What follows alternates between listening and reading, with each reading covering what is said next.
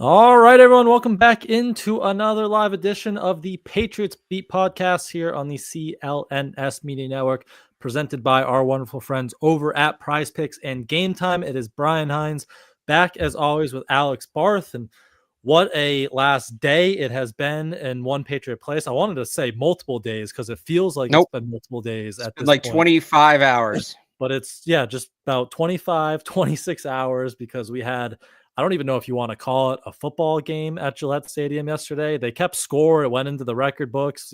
We'll get to that at some It point. very much went into the record books, Brian.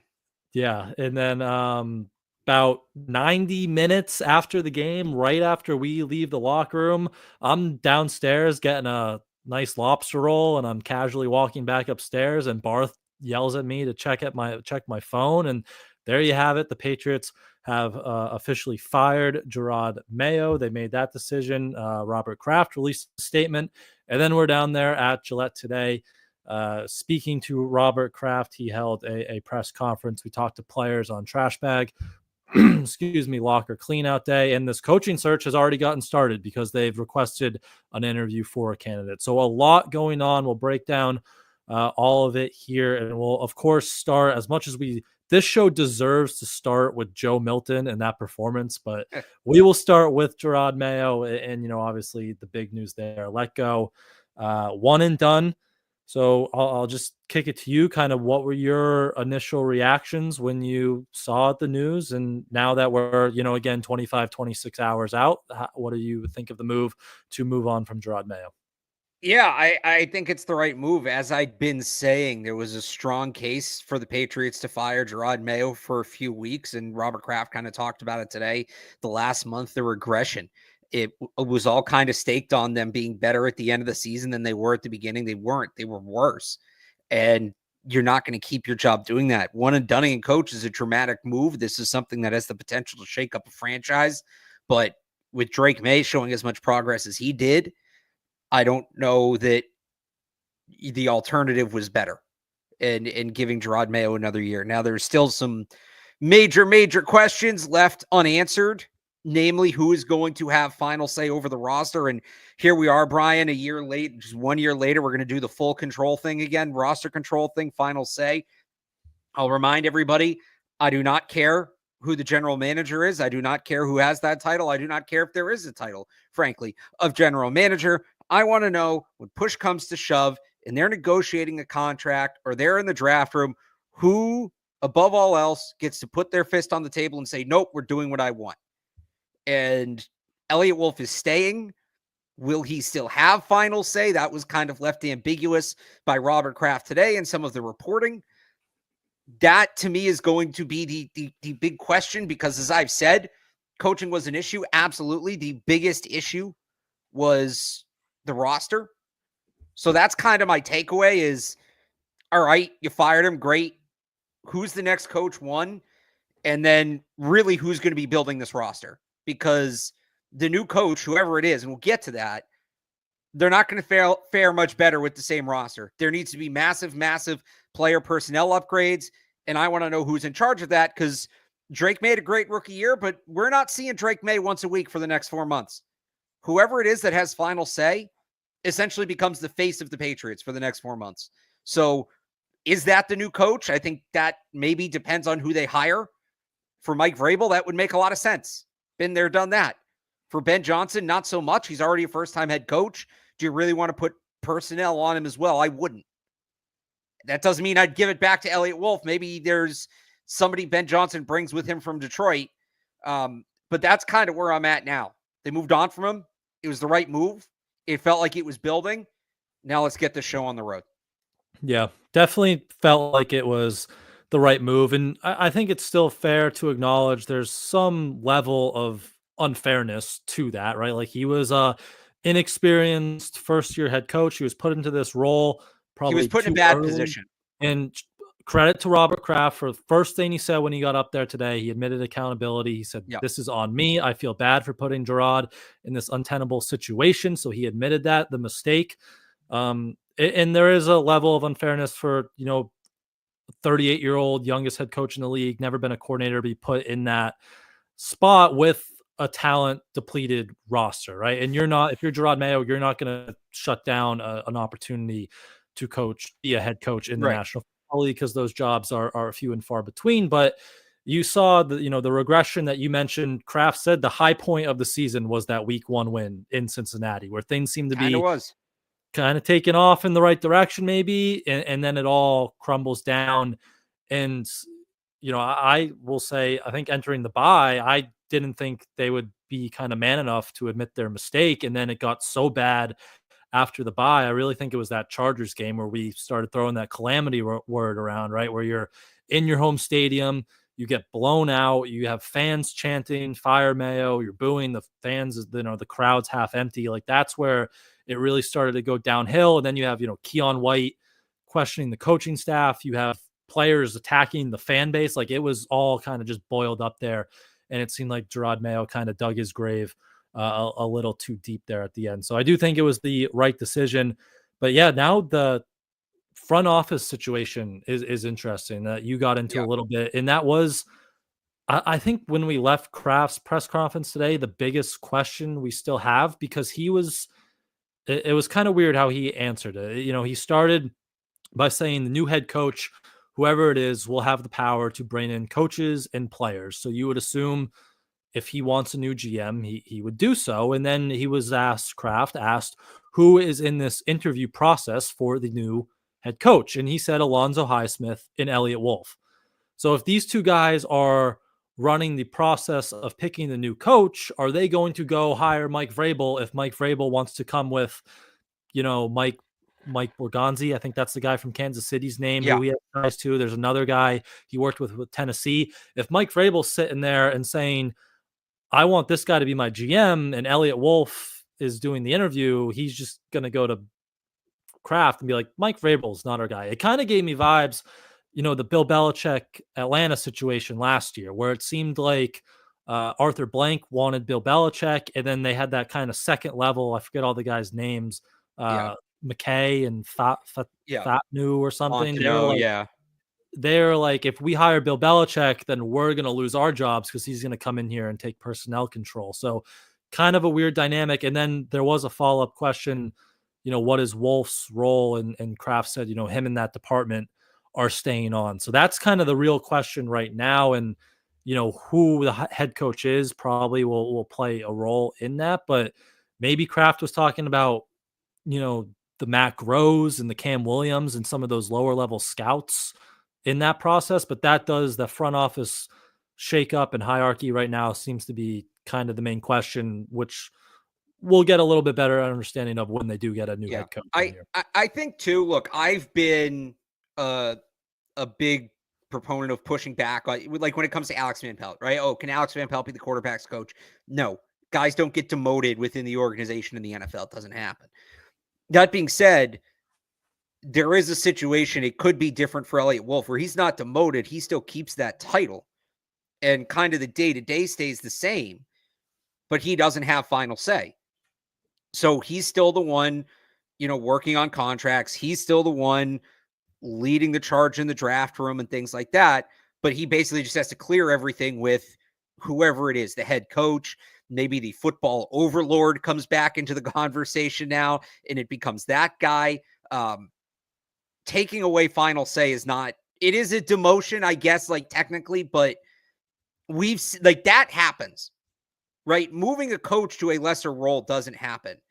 Reassigning a responsibility. We see this all the time with like coaches taking away play calling duties, right? And it's usually not a great sign for the guy who it's being taken away from. But if Kraft believes that maybe Elliott Wolf's like system works, and I think Greg Bedard reported today, for all the talk about the new system and, that last draft was so bad, Greg Bedard said today that the new system wasn't in place in the last draft. That was still Belichick's system, which does make sense in the sense that usually like so much of the legwork is done during the season. It's hard to kind of overhaul it all at that point when you get to January, February. So I was just going to say it made sense that they whiffed on a second round. And it makes sense that they whiffed on the results kind of line up for the last few years. So I wonder if this is a case now, Elliott Wolf, to your point, may not want to lose final say. And he may be like, well, I got to tell them to hire Ben Johnson because that's what's best for me. Hopefully he doesn't do that. Hopefully it doesn't come to that.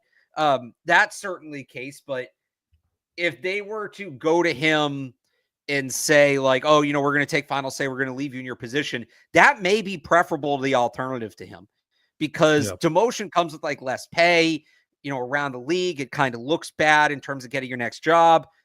That may not be the case here. Like if he were to leave, you look at the offseason the Patriots just had, is he going to get anything close to the job he has now? Probably not. And that's not a reason you keep him, right? Oh, well, nobody else wants this guy, so we'll keep him. But it is a reason that they can and probably should pull final say away from him. He'd still be involved, but that final say goes to somebody else. So I pulled up Twitter while you were talking there, and top of the old time while you're talking. Top of the old X feed. Elon must be listening to us. There was a transcription from Phil Perry on his Patriots Talk podcast. And he said Phil's understanding was that if someone like Vrabel was to get this job and go to the Krafts and say, I understand you want to keep Elliott and Alonso here, but I need this guy running the personnel department. And Phil thinks ownership would be open to that. And he also thinks Elliott Wolf would be open to taking a different kind of role where he doesn't have final say on the roster. So someone would kind of be essentially, as you just said, coming over the top of Wolf and everyone in the front office. Maybe not exactly that. What was the role we kind of wanted Vrabel in last year? Like the senior president of football operations. President of football operations. Not exactly that. More of a front office role, but just someone over the top there to kind of maybe foresee and run. Well, you could still call it that. You could still call it that in the front office. You can call it whatever you want. I mean, president of baseball operations, when I first heard that, it sounded made up as hell. So you can call it whatever you want. Just tell me who has final say. That's all I care about. I don't care what the titles are. I don't care how it's structured. 7 people in the draft room. 3 people want player. 3 people want Will Campbell. 3 people want Abdul Carter. Who's the one that stands up and says, no, that doesn't work. 6 people in the draft room. 3 want Will Campbell, 3 want Abdul Carter. Who's the one that gets to put his fist on the table and say, my vote counts twice, we're taking my guy? That's what I care about, because that guy is in charge of fixing the organization. The new head coach certainly plays a role. It's not going to matter if they don't get more talent. That's the guy. That's the guy that we need to know who he is. And so we can kind of get an idea. All right, these are his philosophies. This is what this is going to look like. So we can start really talking about this offseason. Yep. And it could be useful too, because we've heard kind of the last few days how lacking the Patriots personnel department is just in people, right? So maybe getting someone else in there, maybe they bring some guys with them, then that person would probably be lower than Wolf and Highsmith, but just get some new voices. Maybe this new scouting system, grading system gets installed, and maybe things start to get better there. But that probably is an answer that comes after they do hire their next head coach. That search for a new head coach has already begun. It seems like they want to move as quickly as they can. The league has made it now, so these things get dragged on, with teams in the playoffs. But it seems like the Patriots want to move as quickly as possible and do an extensive search. And that was my big thing. They did the whole, secession clause with Jerod Mayo last year, that they didn't have to do a full search. And I think it's pretty easy to say in hindsight that was a mistake. So they have a request out there for Ben Johnson. Seems like he's going to accept that and interview Mike Vrabel. Obviously, I think NFL Network said he has accepted that. He's going to interview this week. I think he has to do it on Zoom. He can't come in person. He has like Wednesday through Saturday. Yeah, because of the playoffs. Yeah. So Johnson will interview Vrabel. Obviously, we expect at some point we'll get an interview. That hasn't been confirmed yet, but that will likely be coming. So some candidates are starting to align there. Those two seem like the favorites. Is that where you would lean, those 2 guys, or where are you kind of at with who you would like to be the next coach here? Those are among the top guys. I've kind of said this. My biggest, if there's one trait I'm looking for here, it's experience. And sorry. A lot of talking today. If there's one trait I'm looking for, it's experience. And I just, that's not to say I don't think Ben Johnson's a good coach. He is. That's not to say I think he'd be a bad hire. He wouldn't be bad. But he doesn't answer a lot of the biggest questions you had with Jerod Mayo. A big part of the problem, yes, there were schematic issues. Yes, there were game management issues. A big part of the problem is they never established a culture. They never established a program. There's no order. There's no organization. Could Ben Johnson do that? It's very possible. But he's a first-time head coach. He's never had to do that. We know he's great on the whiteboard. We know he's great with the X and O's. Being a head coach is so much more than that. And, you know, people will point to, obviously going back to Kyle Shanahan, they'll point to more recently guys like Kevin O'Connell. For every Kevin O'Connell, I can give you 10 Mike McDaniels. And I don't want to hear that Mike McDaniels is a success. Was he 3-16 against teams over 500? Players are begging to get out of there. Yeah, great move. Fine. How many times did we see Josh McDaniels, who is a great offense coordinator, and I would take back as the offensive coordinator, by the way. So don't let this come across me totally bashing McDaniels. But how many times did we see him go, or any of these Patriots assistants go and fail because most of them were great football minds. But when it came to being a leader, when it came to establishing a program and a culture, they couldn't do it. And they never had to because Bill Belichick was, among many things, tremendous at that. We know Dan Campbell has the culture building covered in spades in Detroit. Ben Johnson doesn't have to worry about any of that. So I just think you're taking a risk. And look, there's a risk in any of it. But I just think you look at it, and what were the biggest issues of the Jerod Mayo era?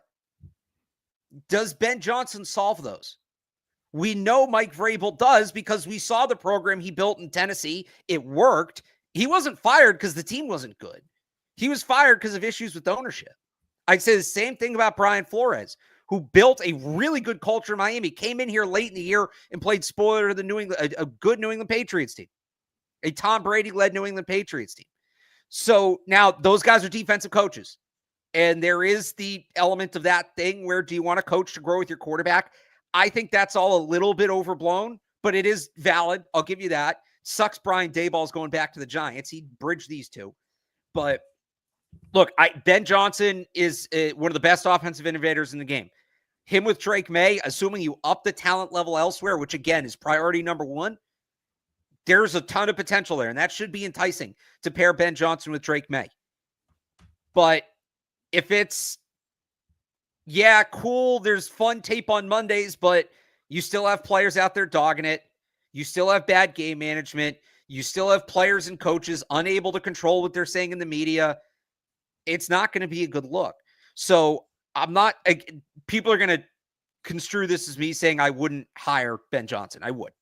He wouldn't be my top choice. It's Vrabel, but I'm not going to sit here and rip them if they hire Ben Johnson. I'm just saying stop acting like he's an automatic fix. He's not. There's uncertainties just because he's an offensive coach. People forget defense exists sometimes and all the other parts of the game because you can't draft culture in fantasy football. But just keep in mind, like, how? Sometimes you pick up Tom Brady on your bench for that championship push. Is he still on there? He's still on that. He was. That's crazy. This is such a side note, but like he was one of the most added people in fantasy, like the championship weekend, because everyone's like, I need that championship experience on my bench. That's actually kind of awesome. Yeah. But the point being, like, just think about what were the biggest issues with the Jerod Mayo era, and ask yourself what has Ben Johnson done in his career to make you confident he can fix those issues. Now, to be fair, to flip it back on Mike Vrabel here, you look at the biggest issues at the end of the Bill Belichick era. And what has Mike Vrabel done to show you he can fix those? And that's a fair question as well. Because they kind of burned out the same way. Belichick and Vrabel in their spots, lack of offensive production, really lack of offensive production. That was it. And they just kind of grinded on ownership because they're like intense. Poor quarterback play. Poor quarterback play. And they're like offensive production, but right. And they're both kind of intense grading guys. And when it's not going great with a guy like that, it can be tough. But I just think, yeah, I like that. You need to consider that. offensive guru aside, you're not hiring Ben Johnson to be your offensive coordinator. And I need to see who Vrabel would have as his offensive coordinator. Like, that's part of it. You're not hiring Ben Johnson to be your offensive coordinator. You're hiring him to run your football team. You're hiring him to run the day-to-day your football operation. That's a lot more than X's and O's and lines on a whiteboard. Yeah. Yeah, I get the being hesitant about bringing another first-time head coach into here after everything that just went down with Mayo, and Yeah. I'm sure that will be something the Crafts, consider Right. a lot too there, but I think this is also the big thing why you need this extensive interview search is to get Ben Johnson in the building and find Yes. out more about him, right? Because maybe he gets in here and he does really blow you away from a leadership point of view, and he comes with this, lengthy list of staff members, popular one going around is Lou Anarumo, who got released today, Cincinnati Bengals defensive coordinator. Like, this was a coordinator, really experienced coordinator that some people thought could be a head coach down the line. He worked with Ben Johnson in Miami. Like, does that make you more comfortable with Ben Johnson if he's your defensive coordinator? And then he's like, okay, we got our version of not Ben McAdoo, someone a little bit more involved than Ben McAdoo, like an experienced head coach. Like, you sit down and you get more. You just need this interview process to get the full Yeah. story that, unfortunately, we're not with Ben Johnson every day in Detroit. We can't get that right now, but that's Yeah. why I think it's important to bring these guys in, and it does seem like they do want to have more of an extensive search this time, and they need to because they need to satisfy the league rules. But it does feel like they're not just going to hand this thing to Vrabel. Yeah, and nor should they. Like, they should interview everybody on the Ben Johnson point. You got to. I think Lou Anarumo is a great defensive mind. Never been a head coach, and the Ben Johnson people who are hammering the table for Ben Johnson will say, "Well, you get him like Wade Phillips, like Sean McVay had in L.A." Wade Phillips. Lou Anarumo's not Wade Phillips. I mean, Wade Phillips had That's been a a good head one. coach for a long time. Like, you need to find, if you're hiring Ben Johnson, you need to tell me who your Wade Phillips is on defense. Who got Leslie Frazier this year? Like, something, is that the Leslie Seahawks? Like, Mike McDonald went and got Leslie Frazier as kind Yeah, of his. something like that. And not Robert Saleh, because I don't ever want to see the Patriots run a Seattle 3. I want to see it. They have Christian Gonzalez. I want to keep seeing them run that man coverage heavy defense. So it's not raw. I know it sounds like I'm chipping away, but this is what you do, right? We can chip away at Ben Johnson too. People want to come at me. We can chip away at Mike Vrabel too. But who's your Wade Phillips? If Ben Johnson's your Sean McVay, who's your Wade Phillips? Yep. I will ask you though, who do you think, if Elliot Wolf is in this interview room, who do you think he would prefer between those two guys? Because I went down there today and I was like, this is just going to be Mike Vrabel's job at some point. And I think I left actually thinking Ben Johnson might have more of a shot here, because we saw there was some stuff going around, the X machine, how Ben Johnson and Elliot Wolf might have a relationship and he likes him. We hear Elliot Wolf might stay on. They want someone to work well with Elliot Wolf. Elliot Wolf has preferred offensive coaches. You look at, the Green Bay teams, Cleveland, Kevin Stefanski, like, it's an offensive minded coach. So I wouldn't be surprised if Elliot Wolf is a Ben Johnson fan, but where do you think he might lie between those two, or maybe another candidate we're not even talking about here? I mean, I think he'd like Ben Johnson because, like we talked about before, it probably helps him keep his job as is.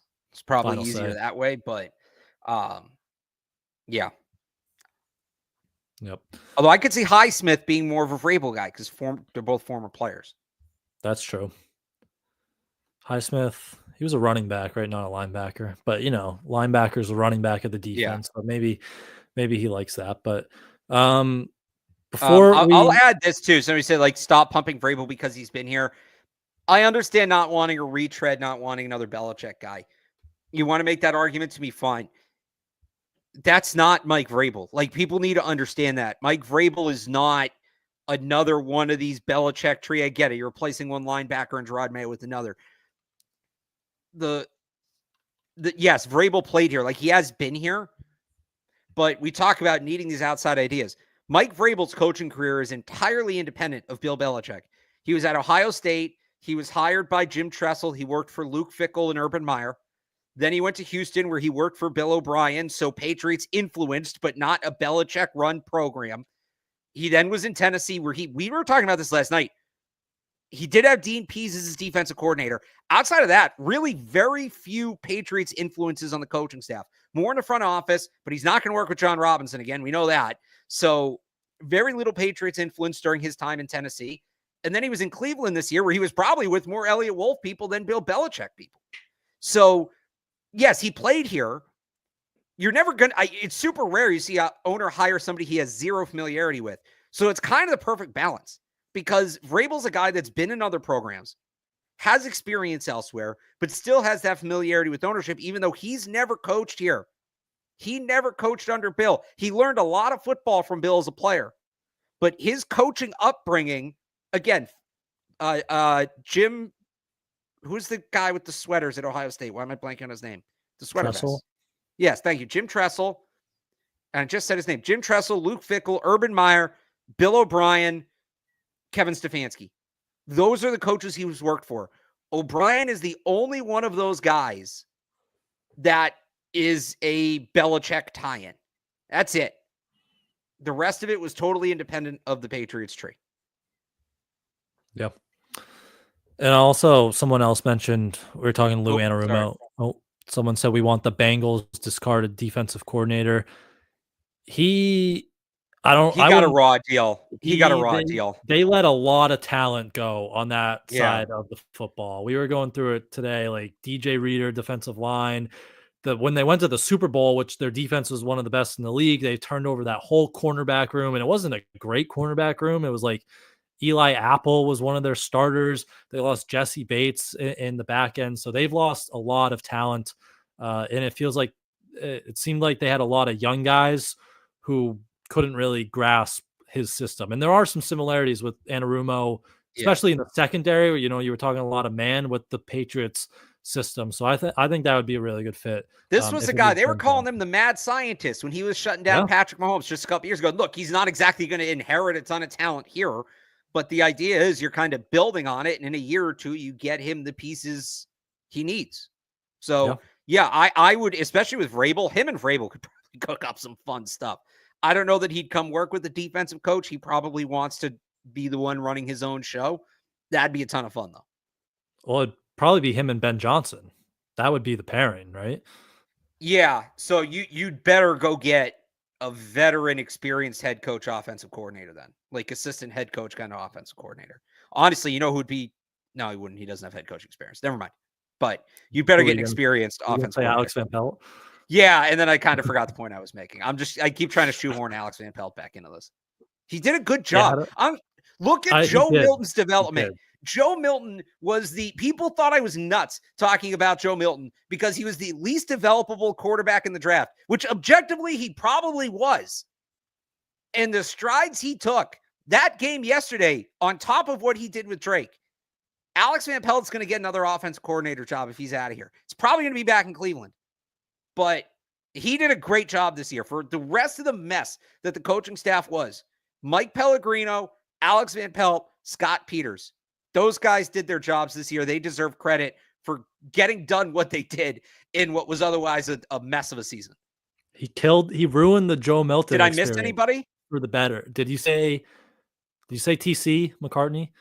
Oh, yeah, I put him under the umbrella of Van Pelt, but sure. Van Pelt, McCartney, Mike Pellegrino, Scott Peters. Those guys deserve. I wouldn't be mad if Peters was back. And look, if it's Vrabel, you have that Cleveland tie. Like, there's a through line there. That could happen. Yeah. That's why I think they're not firing these guys. I know some people are alarmed by that. Not the front office guys, the rest of the coaching staff. I think it was Beadle on the Sports Hub today who used the term pick at the carcass, where, head coach might come in and whether it's Vrabel, Johnson, whoever, and he has maybe familiarity, some tie with one or two guys. And, you might as well keep him, right? If he likes them, it's one less guy you have to hire. So you'll hire your coach and you'll let him look over it and he'll be like, all right, we're keeping like this guy, the rest of them we can let go. So it's not going to be Ben Johnson inheriting Jerod Mayo's staff. It's not going to be Mike Vrabel inheriting Jerod Mayo's staff. It's going to be a mostly new coaching staff. There might be one or two guys though that hang around. Yeah. I don't think Van Pelt will be one of them. This should be one of them. Jeremy Springer should absolutely be one of them. That's a good point to make, but we'll see who that is. We're a few steps away from getting that answer, though. Yeah, they'll have the right to interview probably for their Yeah, jobs again with whatever new coach is in. Even if you could keep someone in that quarterback room, if it's TC, probably yeah, would be TC McCartney. That would just be huge to keep one of those guys with Drake and Joe Milton there. Then maybe someone, Bob Bucknell did a really good job with the tight end. Someone, one of those positional yeah. coaches. We all love Mike Pellegrino. If they could keep Mike Pellegrino, that would be great. So those guys will have the chance to interview for their jobs with whoever new guy. You assume whatever new guy does come in will bring a lot of guys with him, but Right. those guys will have a shot. So let's talk a little bit more about that coaching search. But before we do that, very quickly, I want to tell you guys about Prize Picks. You just pick more or less on at least 2 players for a shot to win up to 1,000 times your cash all season long on Prize Picks. We finally did it, Barth. We hit our lineup, We the did last it. one of the Who bet season, it? Who and it played it? was, of course, it was the all Patriots backup quarterback lineup. We got contributions from everyone. Jimmy Garoppolo threw his interception to get us over the line. It came down to Sam Darnold, coached by Kevin O'Connell.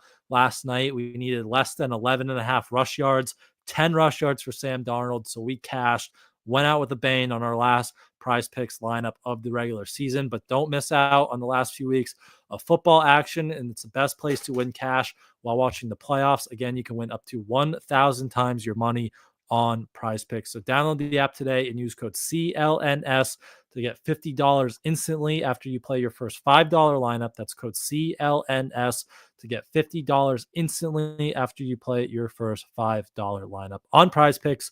Run your game. All right. So we talked a lot about Vrabel. Obviously, Ben Johnson got the request. Anyone else? They have to bring in more guys here. It sounds like they'll Yeah. bring in more guys there. They also need to, right or wrong, satisfy the Rooney rule. But who else would be on your kind of short list here to bring in for some head coaching interviews over the next week or two? I mean, I guess I'm a hypocrite if I don't say Bobby Slowick. I liked Slowick last year. Obviously, Houston had a step back, but probably not a bad guy to talk to. Again, the experience thing, the program building thing, I'd love to see him talk to Brian Flores. And I know there's the lawsuit and that whole thing. If any owner is equipped to kind of handle that and get between his coach and the NFL, it's Robert Kraft.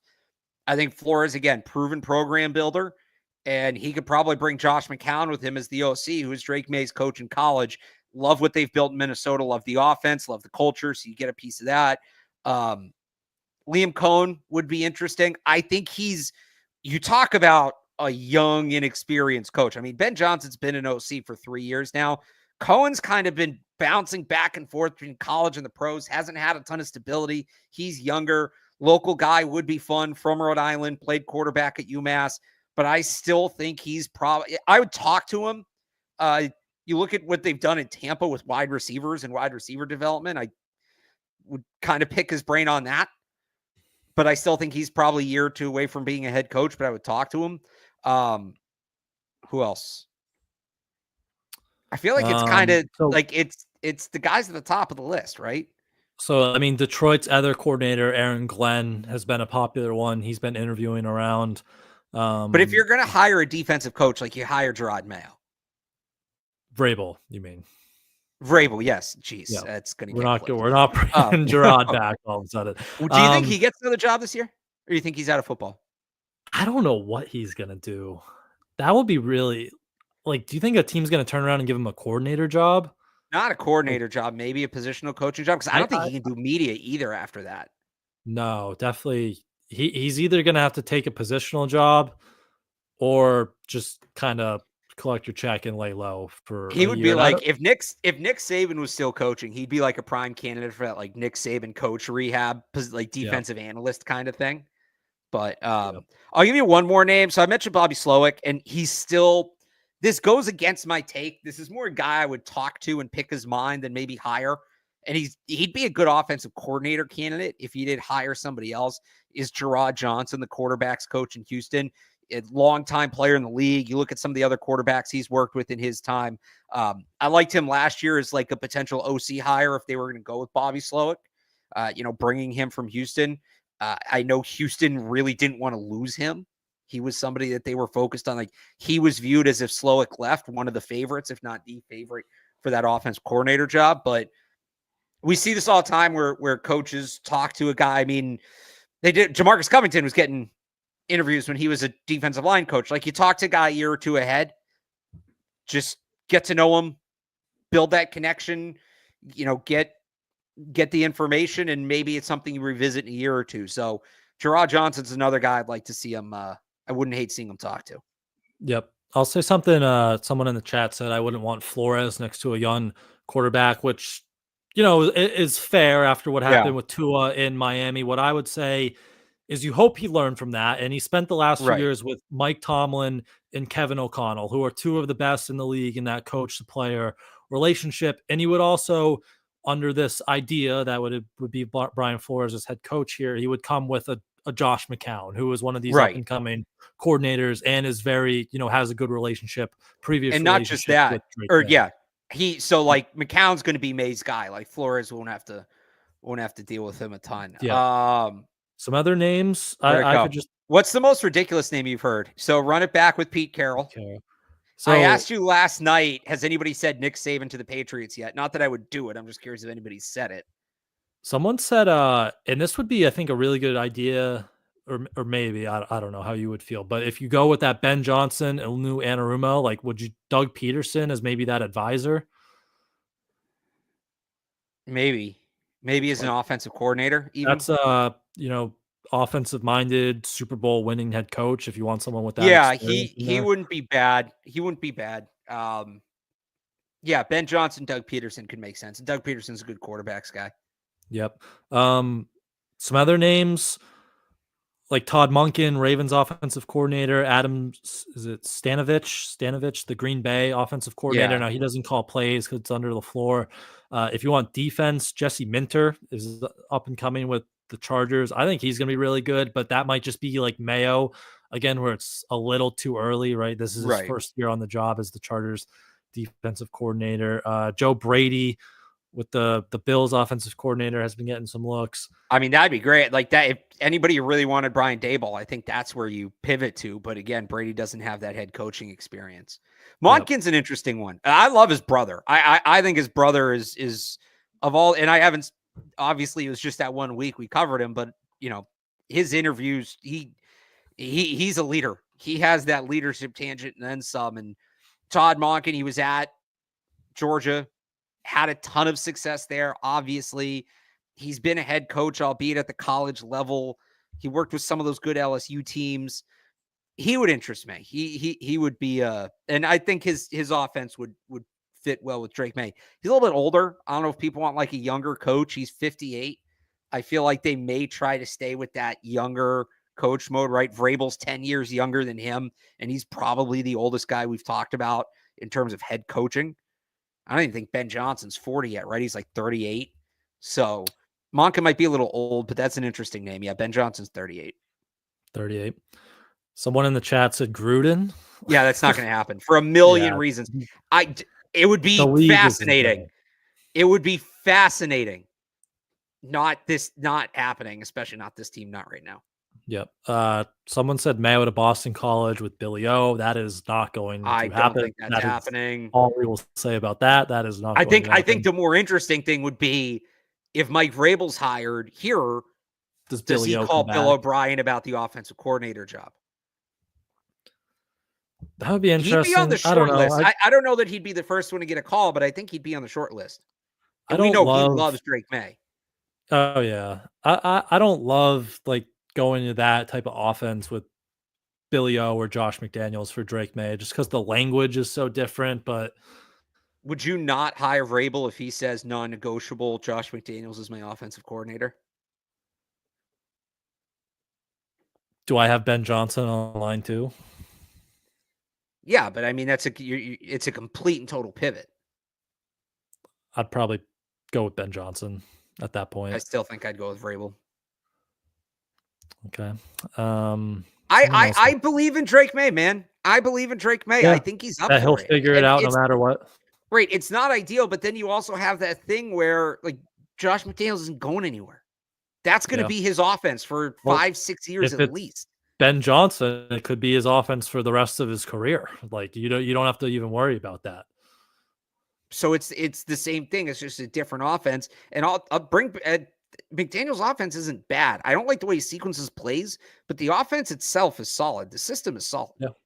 It's just such a pivot language wise. Like the concepts are concepts, but just language wise, How it much of a feels like pivot is Johnson's offense? I don't think that much. I don't know. I have to do more research on Ben Johnson's offense as a whole, but he feels like someone who kind of molds it to the players, which I know that's a big thing you like. So, um, we'll see. Ben What Johnson does about that. Josh McDaniels does that too, unless you're N'Keal Harry or Jonnu Smith. That's fair. That's fair.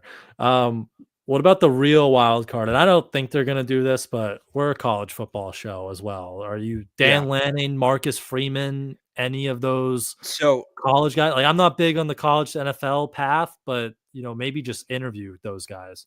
since 2000, there have been 12 coaches hired from college as first-time NFL head coaches. Of those 12, 2 have records over 500, Harbaugh and Bill O'Brien. 6 have records under 400. It doesn't work. It doesn't work. It hasn't worked in a long time. Harbaugh is a very unique exception. Even O'Brien, I know he's the other one over 500. Like he'd been in the NFL for a long time before he went to college, and then he came back. So, no, I'm out on college coaches. I guess if you want to interview him, you can. That's the one where I may draw a line and say it's a waste of time. I don't know. Like, again, I don't mean to say this to put down Dan Lanning. I think Dan Lanning, even in the way he lost to Ohio State, I think Dan Lanning's the best coach in college football. I don't know how much he's informing an NFL operation at this point. He's a college football lifer. That's what he's done. That's what he knows. I don't know how much you're getting from him. Call him, I guess, whatever. It's not my time. But I don't know how much, like, what are you getting out of that conversation? I don't know. I've never been Like, in a he's head going to coaching tell you, interview. right? He's going to tell you, because you're going to talk to him about program building, because that's his thing. And he's going to tell you how he built the program at Oregon, but he did that with 18, 19, 20-year-old kids. So Yeah. I don't know how relevant it is. Yep. There's way too much Ryan Day in our chat right now. That will No. I did this. If they hire Ryan Day to be the head coach, that'll be the end of Patriots Beat. Like, I'll tell you that I'm not covering that. We're just I'm logging off and logging off and never coming back. Seriously, I can't. That would no. Dion, I'll take Dion before I'll take Ryan Day for sure. Yeah, definitely over Ryan Day. How about, I guess, would you trade for there's rumors that Kevin O'Connell, I think there was some report today like Mike Tomlin might be available. He needs a new contract. I'm out on trading for coaches. They need the draft picks way too much to do that. Don't get me wrong. I love Kevin O'Connell, but Kevin O'Connell cost a first rounder. So Peyton cost a first, second, and third when he'd been out of the league. Kevin O'Connell's going to be coach of the year. 14-3 coach of the year. Yeah. You're probably talking about multiple firsts and then some, I would think. That's crazy. Which they can't afford to. No shot. He's going to have nobody to coach. He's going to have no players. You're going to be right back where you are now. It's just going to be Kevin O'Connell. All right. Any last thoughts on Jerod Mayo, this coaching search? Obviously, a ton of information is going to be coming at us. We'll have it all updated here. But any last thoughts on any of that stuff or what Robert Kraft had to say? Or we can move on. There was a football game yesterday. We can move on to that if you don't have any closing thoughts. Yeah, just still super early in the coaching search. And the thing that interests me the most, look, objectively, I think it's down to Mike Vrabel and Ben Johnson. They'll talk to other people, I'm sure. We'll hear about them talking to other people. But you're either going to, like, it basically comes down to the two offensive or defensive coach or experienced or first-time head coach. Those are the two big differentiators. And first-time head coach, Ben Johnson's the best available. Experienced head coach, Vrabel's the best available. If that's what you're using to determine who you want. If it's an offense-defense thing, Ben Johnson's the best available on offense. Mike Vrabel's the best available on defense. It really just comes down to what they prefer, which Kraft was honestly asked today and said he didn't know yet, which I think is the right answer. I also like that he didn't answer a question about Mike Vrabel. Like, at the very least, outwardly project that you're keeping your options open, really keep them open internally as well. But we know how these things go. It's just a waiting game at this point. It's going to be one of those two. The big thing for me is still the final say question. That's who has final say on the roster. That is as determinant to me as who the head coach is. And I think that's, well, I don't think we'll have an answer Thursday. I don't think we'll have, or whenever we do our next show, we're doing a crossover actually, Wednesday or Thursday. I don't think we'll have an answer when we do our show next Monday. Probably late next week, I think, is when we'll have the answer. No to Kirby Smart, by the way, out on Kirby Smart. If it's Ben Johnson, they can't even hire him until he gets eliminated. Right. So this could, I mean, you could figure it out. And they'll be reporting that's like the Patriots have stopped interviewing candidates, and if Ben Johnson is viewed as the favorite. If you interview 6 candidates over the next 2 weeks and then 4 of them take jobs and then just sitting there till the Super Bowl or whatever, the Lions get eliminated, like you can put it where it's together, but you really might not be able to kind of finalize this thing until when's the Super Bowl? Second week of February. Like if the Lions go that far, obviously, but they'll have first round bye now. So this could kind of drag on if that's your guy. Vrabel, on the other hand, like he's not under contract. So as soon as you satisfy league rules, like you could dot the I's and sign the T's and cross the paperwork on that one and have that done. So who we'll see what that process looks like and how that unfolds. But it does seem like it is going to be one of those two. Oh, one good name thrown in at the buzzer by Nico, Cliff Kingsbury. No, I want them to be good in December. Fair. Hey, the Commanders kind of beat the Cliff this year. A little bit. Well, they fell off in November. They just moved it up. But then they recovered. So maybe, we'll see what they do in the playoffs. Yeah, but I'm not huge on Cliff, but that's someone who's got ties to the organization as well. So we'll see. But let's talk about that football game yesterday. And very quickly before we do that, I want to tell you guys about Game Time. There are maybe fortunately no Patriots games to go to left live this season, but Bruins Celtics for our listeners in Boston and for our wonderful listeners spread out across the rest of the country, world, wherever you may be.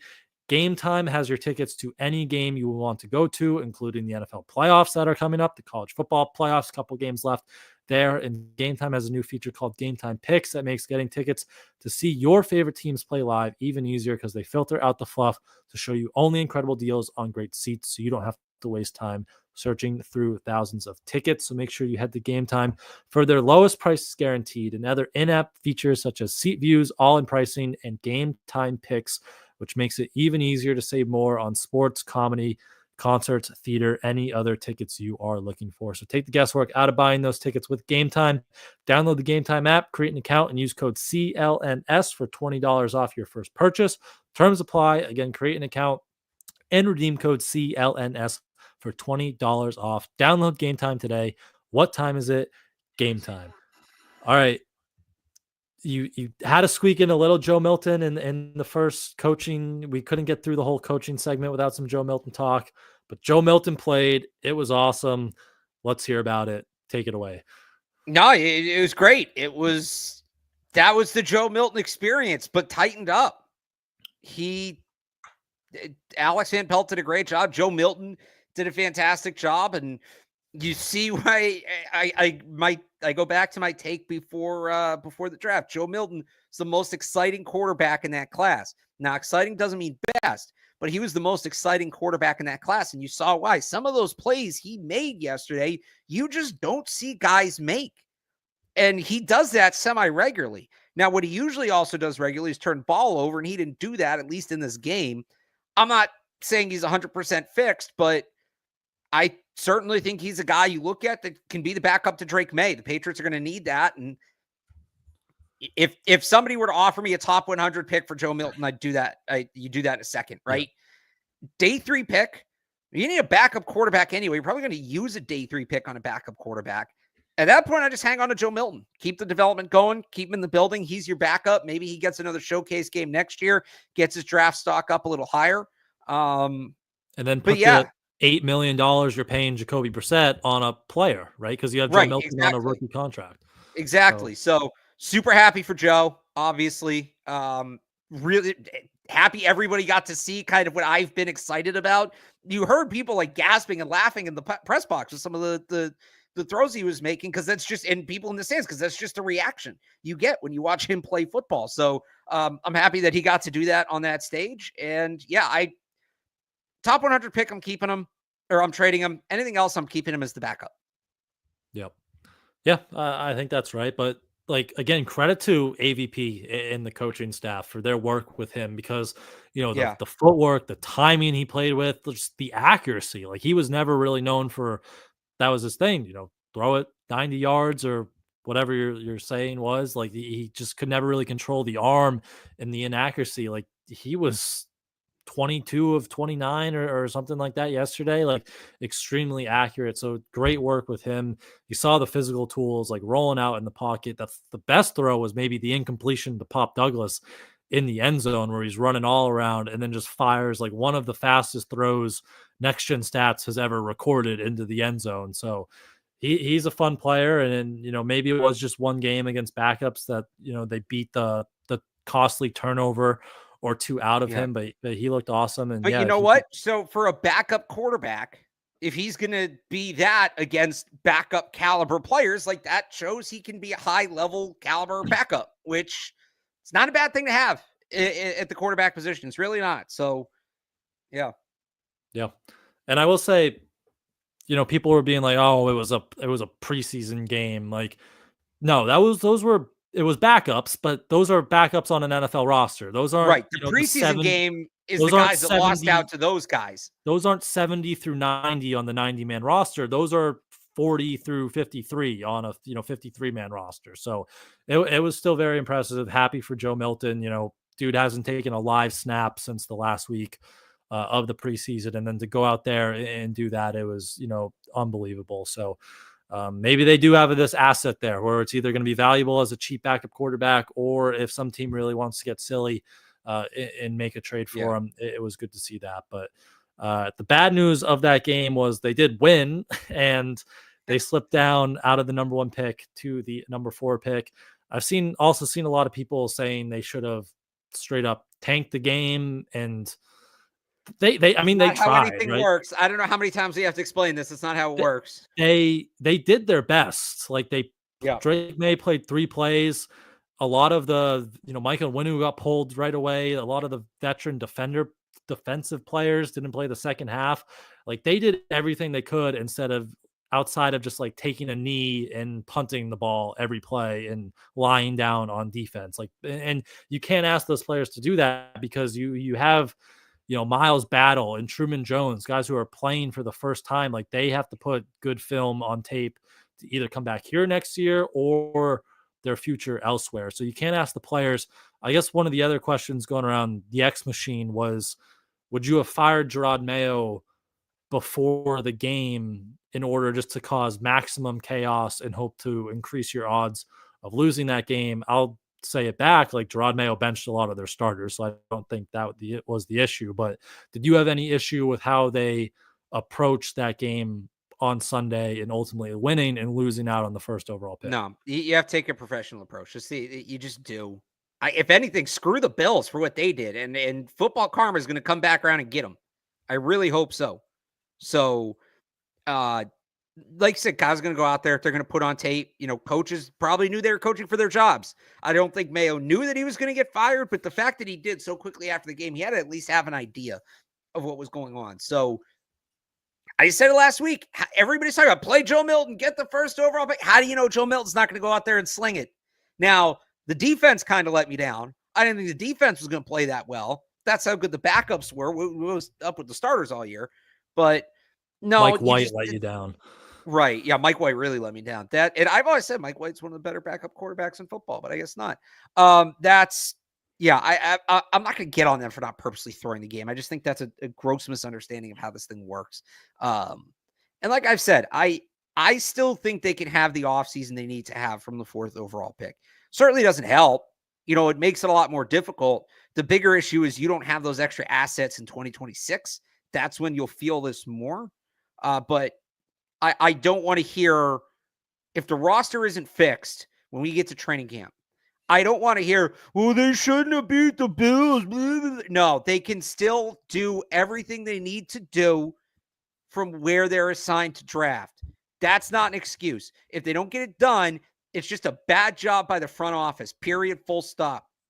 This game doesn't change that. So I don't want to hear this game use an excuse for why they're not good if they don't make the changes they need to make and they're not good enough next year. Yep. And obviously, Alec makes a good point. They lost the more important one last year Yeah, in week so 18. I was Obviously, saying that to somebody you, today. you take obviously losing the number one pick isn't ideal because you do lose those resources. You'd rather have it than not. But if you were gonna have the higher pick either last year or this year, it definitely was last year when you needed the quarterback and you got Drake May. Yeah, and they would have fallen to like 7 last year, I think. So they wouldn't have even been close to where they needed to be. They would have probably been in like Malik Neighbors' range. So you would have been I looking don't at even think, what did Malik Neighbors go, 6th? he went 6. So maybe if they were 7th, who went 7th? Does Tankathon go back a year like that? I'm trying to find it. Because Joe Alt went 5th, Malik Neighbors went 6th. Hang on, here it is. They would have fallen to. Is that JC Latham? Oh no, they would have been 6th. Okay, so they would have Malik Neighbors. There was only one 5-win team last year. All right. So they wouldn't have taken Malik Neighbors. They would have traded back and taken JJ McCarthy, and he would have blown out his knee. And I just don't think Jacoby Brissett was doing what Sam Darnold did this year, especially without Justin Jefferson and Jordan Addison and Christian Darrisaw. Like, yeah. Well, they would have traded back and got Olu Fashanu, Brian Thomas, and Ladd McConkey, actually. So they would have been perfect. So no JJ McCarthy. I guess not. I don't know. You're not getting all those guys and JJ. They didn't trade back, and they shouldn't have traded back. And they have Drake back. They made the right move for where they were, and they got the spot. I'm with you. Losing last year was so much more important than losing this year. Yep. So looks like first 3 rounds they will be picking 4th, 38th, 69, nice, and 77 via Atlanta. So 4 top 80 picks. They got the ammo. You really kind of feel this in round 2 because it's a little harder to trade back up because you have that rotation of teams and they fall back to the end of that 3-team rotation at the top of the second round. So it will be 38. So it could be a little harder to trade up. I think they would have been 36, right? If they'd lost. Yes. So it costs you 2 spots there, 2 spots in the third round. 35. No, 36. I think 36. Yeah. So a little harder to trade back up into the back end of the first round. Certainly, it hurts them there, but you have those 2 third-round picks. You're going to have a high 4th-round pick. Like, you have the flexibility to maneuver. And I did the math last night.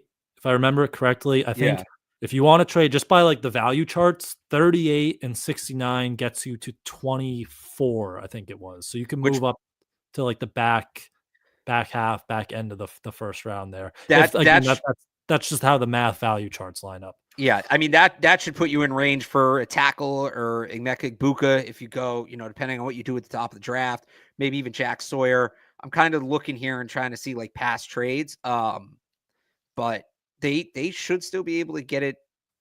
They should still be able to get it done. They should still be able to do what they need to do. It shouldn't impact them in any way. Not this year. Like next year, you could have had 2 first-round picks next year. Now you only have 1. That's substantially different. Also, by the way, did you notice? Remember my whole conspiracy theory about everybody who's saying the quarterbacks were bad just to dump on the Patriots and downplay them actually having something good happen to them? You notice today, suddenly, not only is there a ton of pub for Shedeur Sanders and Cam Ward, but now we're hearing about how great Drew Aller is, and he may go to the draft, and suddenly the quarterback class isn't so bad. So I wonder if that was just a narrative because people hate the Patriots. I wonder who was screaming that to the rooftops last week. Too bad we won't see it play out in fruition, but I would just like to point that out.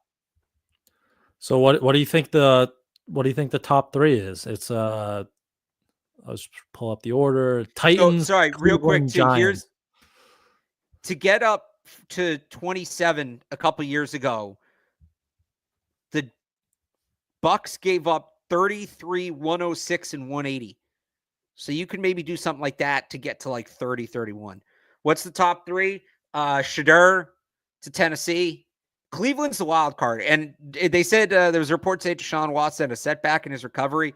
The fact they reworked his contract the way he did made me think like, all right, they're going to go best player available top of the draft. They're probably a day 2 quarterback team, either the Will Levis or Jalen Hurts strategy, depending on how you want to look at it. And then if that guy doesn't work out, they'd be back in the market a year or two. If Watson's not going to be back, that maybe changes things. I could totally see them going Travis Hunter, though. And then the Giants are kind of the same thing. Do they go in the market for Sam Darnold? Like, I don't think you're going to get – you could get both, I guess. So but at that point, the Giants probably trade 3. The Giants are bringing Dayball and Joe Shane back, and it sounds like they have a playoff or bust attached to that. So they might be in that veteran quarterback market where they're looking at this and saying, like, is the quarterback we get at 3 going to get us to the playoffs next year? Right. Or is it going to be, I don't know who else is available, Sam Darnold, Russell Wilson, Aaron Rodgers? He wants to stay in New York, but just goes Jets to Giants. So they could be a veteran quarterback move there. So yeah. Do you think there's any chance that like one of those quarterbacks drops to 4 and then you're able to trade out still? You know, Vegas is sitting there at 6, New Orleans is sitting there at 9, or is the trade down dream kind of dead there? I feel like at that point, wouldn't the Giants or Browns trade down? Probably for the quarterbacks. Like, the I don't do trades mock drafts are going to be super weird this year. But at that point, I would think one of if not, yeah, you can absolutely move yours. But I think at that point, one of those teams would trade down. One of them will take Hunter. The other one will trade down for the other quarterback. Makes sense. Yeah, I could see Cleveland maybe dropping down, going to get like Mason Graham or one of the edge guys, moving down a few spots. But Patriots at number 4. They'll be picking 4th. Do you have a favorite right now? January 6th. Do you have a front runner for number 4? It's assuming it goes 2 quarterbacks and Travis Hunter. I mean, you're looking at Tet, one of the linemen. Trenches. We got to see how long Will Campbell's arms are, but trenches. Campbell, Banks, Carter. One of those 3. We had a super chat. Thank you. He said, my head wants Kelvin Banks. My heart wants Ted. Yeah, listen to your head. I know y'all want the guy you can draft in fantasy, but this is Bill football team here. Yep. And now if they don't go out and get a receiver in free agency or trade, I might feel different. But just the way they've aggressively pursued Calvin Ridley, Brandon Ayuk, right? Guys like that. I think they're going to do that again. Seattle fired Ryan Grubb. Change coming to that offense. Very possible. Sure would be nice to have some extra picks to help with that. I just can't trade Jalen Polk there anymore, but who knows? I'm not quitting the DK Metcalf thing. I'm not quitting that until it's over. And they shouldn't either. Until he gets extended or traded, we're going to be hearing they should be in on him. And the more I talk to people in Cincinnati, the more I think T. Higgins is going back. Okay. And going back before he hits the open market. So it's not like you think he's going back. What if the Patriots get the offer in front of him? I don't think they're going to get a chance. So, and also, we'll cover this base. Out on Tyreek Hill. Out. On top of all the other BS luggage that he has. 31-year-old wide receiver with a chronic wrist injury who doesn't play well in the cold. Enjoy Kansas City. I think he's going back to Kansas City. No interest in Tyreek Hill. None whatsoever. That can only go poorly. I'd take him if it was cheap, but it's not going to be cheap. And they're not. If it's an in-division trade, it's probably not going to be cheap. So they might have to cut him. I mean, he wants them to cut him. Did you see his new profile picture on Twitter? Antonio Brown. Yeah. What I will say, I will take Wes Welker, their wide receivers coach. I would absolutely take Wes Welker, 100%. I think I mentioned last show or maybe last week, if Tyreek Hill is out of there soon, does Wes Welker want to start somewhere new? I will definitely take Wes Welker as the next wide receiver coach, pass game coordinator, whatever title you want to give him there. Draft, yeah, I agree. Trenches, I really like Abdul Carter. Hopefully he plays in the college football playoff this week. I know he was a little banged up. So, but Abdul Carter, Mason Graham, one of those linemen, trenches. Definitely agree there. So, any last thoughts on anything at all? Patriots from the last 26, 27 hours there, or we can wrap this one up. I think that's pretty much it. All right. We will wrap it up. Again, busy day. I keep on saying couple days, but just busy day. And the news is going to keep coming in. We will be back, I believe, Thursday. We're not set in stone yet. We're going to get with Mike and Taylor and do an end of season crossover, kind of reset and recap everything. In the meantime, you can also follow Barth for all the live Patriots updates, news, all this coaching stuff at Real Alex Barth on Twitter, 985thesportshub.com. You can follow me on Twitter at I am Brian Hines. Head over to patspulpit.com. We just put up another coaching tracker. We put it out, and I had to give a big sigh that we're doing this again. But our coaching tracker. You couldn't just copy and paste the last one? I think we probably did that, but we'll have to keep updating it now with all these rumors and stuff that comes out. So if you want your live coaching staff updates, patspulpit.com, we have a tracker up there for you guys. And of course, Patriots Press Pass, make sure you subscribe to the channel for all your live updates coming at you. So thank you everyone for tuning in with us tonight. We will see you guys later this week.